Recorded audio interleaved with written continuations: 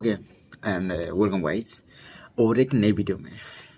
आज की इस वीडियो में हम बात करने वाले और एक नई चैप्टर की फ्रॉम द अष्टावक्र महागीता की, जो कि अष्टावक्र महर्षि अष्टावक्र ने लिखा है मतलब राजा जनक को कहते हैं, सुनाते हैं। ओके, जो हमारा आज का जो चैप्टर हो, आज का जो रीडिंग सेशन होगा वो नवम प्रकरण के जो इंट्रोडक्शन पार्ट के ऊपर होगा।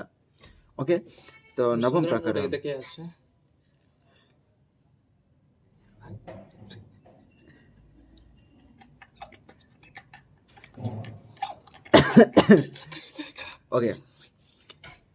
ओके आज के रीडिंग सेशन में आज इंट्रोडक्शन ऑफ द चैप्टर 9 के बारे में हम रीडिंग करेंगे। तो आज का जो नवम प्रकरण है निर्वेद चर्चा के ऊपर होता है। ओके, निर्वेद चर्चा के ऊपर। तो विदाउट वेस्टिंग एनी टाइम हम चलिए शुरू करते हैं। तो ज्ञान की प्रवृत्ति अद्भुत है। यह सृष्टि में एकमात्र ऐसा तत्व है कि उसे कितने भी जनों में बांट दो, कितने भी बार बांट दो, बार बार बांट दो, फिर भी बांटने वाले के पास उतना ही रह जाता है जितना तब था जब उसने बांटना आरंभ किया था। अष्टावक्र इस सत्य को जानते हैं, अतः जो अपने पास है वो सब शिष्य को प्रति हस्तांतरित कर देंगे। समस्त ज्ञान देना उनकी गुरुता के विराट का दर्शन है। कोई अन्य गुरु होता तो उतने पर ही उठ खड़ा होता कि अब आवश्यकता नहीं रह गई, पर अष्टावक्र ज्ञान के नियम को जानते हैं। दीपक जला दिया, प्रकाश भी हो गया, अब उसे जलाया हुआ प्रकाशित होता हुआ चढ़कर चले जाना सच्चे गुरु का काम नहीं। ज्ञान का प्रकाश विस्तीर्ण होता है, फिर आंधी बयार भी तो होते हैं, आंधी बयार भी तो होते हैं। तो आज की जो हमें पता है कि भाई जो सब चैप्टर की जो शुरुआत होती है, इंट्रोडक्शन, उसमें एक श्लोका होता है। सभी चैप्टर्स की तरह इस चैप्टर्स में भी एक श्लोका है। ओके, तो उस श्लोका है पश्य भूत विकारास्तत्वं भूत मात्रान यथार्थतः। गुरुजी मैं चलता हूँ, ठीक है, मुझे आज बहुत काम है। तत्क्षणात् बंध निर्मुक्त स्वरूपस्थ भविष्यसि। जो ज्ञानी पुरुष पंचभूत और विकारों को उनके यथार्थ रूप में देखता है, अर्थात उनकी नश्वरता पर विश्वास करता है, वह उसी क्षण सभी बंधन से मुक्त हो जाता है। ओके, इस श्लोक का कहना का मतलब है जो पंचभूत, जो ज्ञानी पुरुष होता है पंचभूतों का, वो जो चीज है उसी चीज से देखते। सपोज हम कुछ ऐसे ख्याल आते हैं कि जब हम रस्सी को देखते हैं तो भी हमें सर्प जैसा लगता है कभी कभी। ओके, अर्थात सपोज हमें अर्थात सडनली हमें एक ऊपर से एक रस्सी गिरा तो हमें क्या प्रतीत होगा कि एक सर्प गिर रहा है, लेकिन उस टाइम पे वो रस्सी की तरह देखना होगा। मतलब जो चीज़ है असली चीज़ है, मतलब जो चीज़ें हैं तो उसी चीज़ के जैसा ही देखना चाहिए। सपोज ये मेरा हाथ है तो मैं हाथ ही देखूंगा ना, और कुछ देखना नहीं चाहिए। और अगर मैं ये बोलूँ ये एक पेन है तो इसे मैं पेन ही बोलूँगा ना, कुछ और डंडा बोलूँ नहीं ना। इसलिए किसी भी चीज़ को उसके जो ओरिजिनल वास्तविकता को देखना है, उस तब आप मुक्त हो जाते हो। ओके, तो नेक्स्ट है थोड़ा विस्तार में जानते हैं।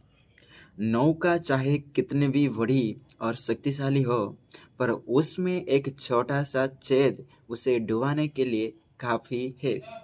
खीर कितनी भी स्वादिष्ट बनी हो, पर उसमें गिर गई मक्खी उसे त्याज्य बना देती है। ओके, इसमें से एक मेरे को एक एग्जांपल आया। हमारे जब मैं स्कूल में था, हमारे मैथ टीचर ने हमारे जो मैथ टीचर थे उन्होंने बताया था, आप एक खीर की जो बने आप एक खीर बनाया है, एक खीर में थोड़ी सी पॉइजन गिर गया तो पूरी जो खीर बनी होती है ना बर्तन पे, उस खीर को ना पॉइजनस कर देती है। ओके, ये भी एक इस ऊपर ही है, उस के आधार पर ही सेम ही है, तो मुझे याद आया तो मैं आपको बता दिया। ओके, वैसे ही जीवन में कितने भी गुण और ज्ञान क्यों ना हो, आत्मा चित्त में एक विकार की घुसपैठ हो जाए तो सब सिद्धि नष्ट हो जाती है। कमाया सिद्धित्व नष्ट हो जाता है और विकारों का आक्रमण तेजी से बढ़ता है, फिर विनष्ट होना तय है। अष्टावक्र अब यह तो जान गए हैं कि राजर्षि जनक आत्मा तत्व को प्राप्त कर चुके हैं और स्थिर प्रज्ञ भी हो गए हैं। अनुभवी के लिए ज्ञान ऐसी ही प्रतिक्रिया देता है, त्वरित फलीभूत। ऐसे दुर्लभ शिष्य भी संसार में कम ही मिलते हैं, जो गुरु वाक्य को ब्रह्म वाक्य की तरह आत्मसात करते हैं और उसकी सुंदर व्याख्या भी। अष्टावक्र को ऐसा शिष्य मिलने पर अवश्य ही गर्व होता होगा। यह अलग बात है कि वे अविरहित हैं, अतः अपने भाव को प्रदर्शित कहाँ से करें। उनमें देश नहीं है तो राग कहाँ। दैत में एक विकार दूसरे के आश्रय रहता है। जब एक देह से जाता है तो दूसरा उसका स्थान ले लेता है। सुख गया तो दुख आया, राग गया तो देश आया। विकारों के लिए तो देह सराया है, धर्मशाला है, प्रीति से अपना स्थान देता है। मति मूड मनुष्य कभी नहीं जान पाता कि उसकी देह के साथ कैसे कैसे खेल चल रहा है। बहुत क्षणिक अनुभूतियों से ही संतुष्ट है। सुख मिला तो क्षण भर हंस दिया, दुख मिला तो रो लिया। अष्टावक्र ने जनक को आत्मा बोध कर दिया है। विकार अब उन्हें स्पर्श नहीं कर सकते, वे विरक्त हो चले हैं। अद्भुत विरक्त, पर लांगटे बांध कर बनप्रस्थ जाने वाले विरक्त नहीं है। अष्टावक्र ने उन्हें पलायन वाला आत्मा ज्ञान नहीं दिया। अष्टावक्र ऐसे गुरु ही नहीं है जो अपने शिष्य को कायरता का पाठ पढ़ाए और उसे सब छोड़कर गरुआ धारण करा वन खंडों में तपादी के लिए भेज दे। वे तो उसे कर्तव्य के साथ प्रारंभ से मिले सुखों का अनासक्तिपूर्ण भोग लेने वाली चिदात्मा के रूप में प्रतिस्थापित कर चुके हैं। जनक मिथिला के नरेश ही रहेंगे, प्रजा और परिवार का भली भांति संरक्षण करेंगे और राजमहल में रहते हुए राजोचित भोग भी करेंगे, परंतु इनसे आत्मा को स्वयं से निर्लिप्त रखेंगे। देह क्या कर रही है, इससे उनका कोई प्रयोजन नहीं। उसके कर्मों और कर्म फल से उनकी निरंजन आत्मा जागृति अस्पृश्य रहेगी। अष्टावक्र यह सब आभास कर चुके हैं कि जनक पूर्ण हो गए हैं, चैतन्य को प्राप्त हो गए हैं। अब किंचित मात्र भी आशंका नहीं कि प्रज्ञावान जनक सार से असार की ओर लौटे। तो क्या गुरुदेव का प्रयोजन सिद्ध हुआ, कार्य पूर्ण हुआ? अब ज्ञान चर्चा नहीं होगी, ऐसा नहीं है। अष्टावक्र संपूर्ण है तो शिष्य को आधा अधूरा कैसे छोड़ दें? वे ऐसे गुरु नहीं हैं जो शिष्य से बचाकर कुछ अपने लिए रखें। वैसे भी ज्ञान की प्रवृत्ति अद्भुत है।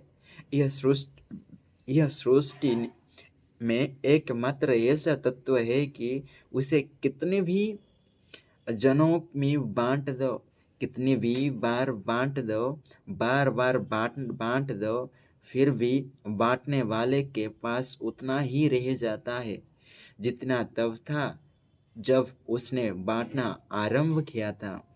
अष्टावक्र इस सत्य को जानते हैं, अतः जो अपने पास है वह सब शिष्यों को प्रति हस्तांतरित कर देंगे।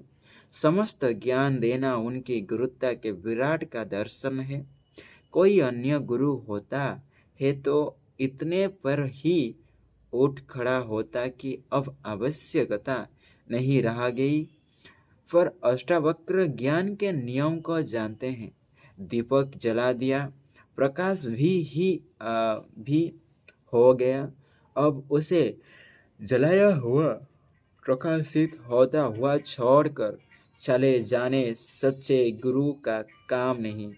ज्ञान का प्रकाश विस्तीर्ण होता है, फिर आंधी बयार भी तो होते हैं।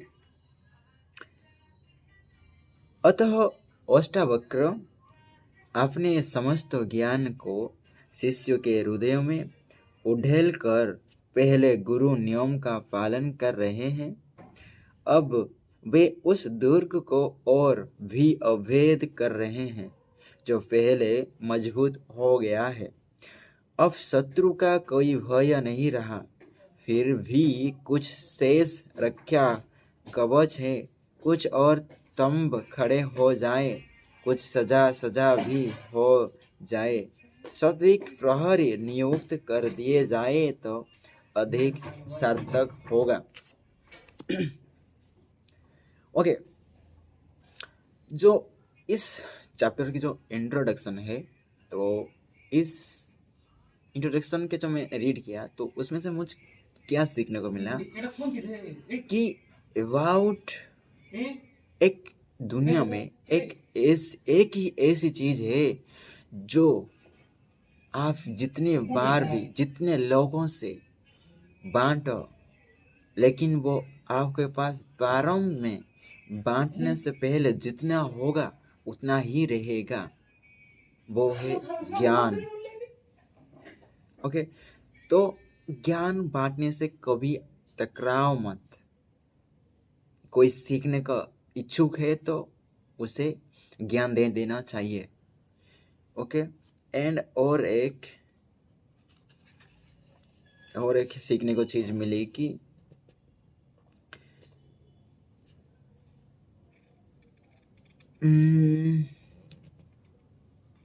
जो हमें पता है, और एक एग्जांपल दिया है कि हमें पता है कि कितनी भी खीर कितनी भी स्वादिष्ट बनी हो, पर उसमें गिर गई मक्खी उसे तेज बना देती है। मतलब खीर कितनी भी टेस्टी हो, लेकिन उसमें कुछ एक मक्खी भी गिर गया ना, उसे हम तेज कर देते हैं, वो खाते नहीं है। क्यों? वो दूषित हो जाता है। उसी तरह अगर मेरे पास कितना भी ज्ञान हो, लेकिन उसी ज्ञान के दुरुपयोग हो रहा है, कुछ एक ही चीज में हो ना क्यों, तो उसे हम क्या कहेंगे? ज्ञान का विपरीत अज्ञान कहेंगे। ओके, तो आज के लिए इतना ही है, एंड मिलते हैं और एक नई श्लोका के साथ, एंड मिलते हैं। तब तक के लिए बाय, एंड अपना ख्याल रखिएगा एंड ध्यान रखना अपने साथ। ओके, मिलते हैं, तब तक के लिए बाय।